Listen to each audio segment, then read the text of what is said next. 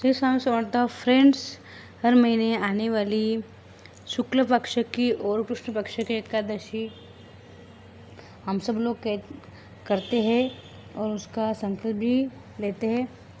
और हमको क्या करना चाहिए, कौन से नियम हमको पालन करने चाहिए, और अभी ये निर्जला एकादशी है, इसका क्या महत्व है। 12 महीने में जो हम एकादशी करते हैं उन सब का पुण्य फल हमको एक एकादशी करने से मिल जाता है। इनका नाम है निर्जला एकादशी। इस एकादशी को भीम ने किया था। भीम ने खाली एक एकादशी की थी तो उसको 12 महीने एकादशी करने का पुण्य फल मिल गया था, तो उन्होंने अन्न जल दोनों का त्याग किया था। तो 17 को 18 का शुभ मुहूर्त क्या है फ्रेंड्स, सुबह 5 बजे तक, 17 को सुबह 5 बजे तक रहने वाली एकादशी है। समझो अभी 17 को सुबह 5 बजे शुरू होकर 18 को 6 बजे तक रहने वाली है। तो 17 को शुरू होकर 18 को 6 बजे तक रहने वाली है, तो 18 को ही एकादशी की जाएगी। भीम एकादशी में अन्न जल छोड़ना पड़ता है, इससे सर्व पाप हमारे नष्ट होते हैं। उद्यापन किया जाता है।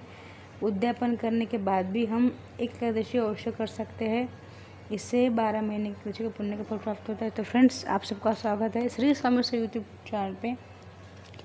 इस एकादशी का क्या महत्व है, निर्जला एकादशी को भीम अग्रहारस क्यों कहते हैं, क्यों तो भीम अग्रहारस इसलिए कहते हैं कि तो भीम भगवान ने एकादशी कभी वो करते नहीं थे, कोई उपास वो करते नहीं थे, उनके मन में एक अग्नि, एक ज्वाला हमेशा प्रचलित रहती थी, इसलिए वो भूख और प्यास से सहन नहीं कर सकते थे।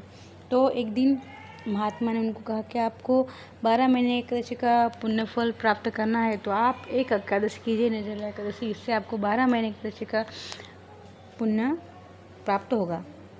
तो उन्होंने एकादशी का उपवास किया था और उन्होंने महीने के 24 एकादशी पढ़ती है, उन सब का पुण्य उनको प्राप्त हुआ था।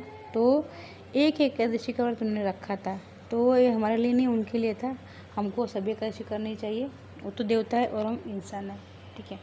तो तुम जिस दिन हम उपवास रखते हैं उनको भीम एकादशी भी कहते हैं, निर्जला एकादशी भी कहते हैं। हमको जो भी उपवास हम करते हैं तो हमको निर्जला करना चाहिए। तो फिर हमको निर्जला करने का करते हैं, एक ही एकादशी हम करते निर्जला करते, बाकी तो हम जो भी करते वो निर्जला नहीं करते। अन्न तो नहीं, लेकिन जल तो अवश्य ग्रहण करते, फल फ्रूट दूध सब कुछ खाते हैं। तो एक ही एकादशी है हमको जो बिना अन्न के करनी चाहिए, और एक ही बार हम करेंगे तो हमको पूर्ण एकादशी 24 एकादशी का फल प्राप्त होगा, इसलिए अवश्य कीजिए एकादशी। आप क्या करेंगे, द्वादशी को एक समय भोजन करिए। एकादशी को तो हम अन्न जल नहीं खाते, त्याग देते हैं। दशमी को एक समय भोजन कीजिए, लहसुन प्याज मत खाइए। ब्रह्मचर्य का पालन दशमी से शुरू करना पड़ता है, आपको ज़मीन पर सोना है और निंदा चुगली मत करिए।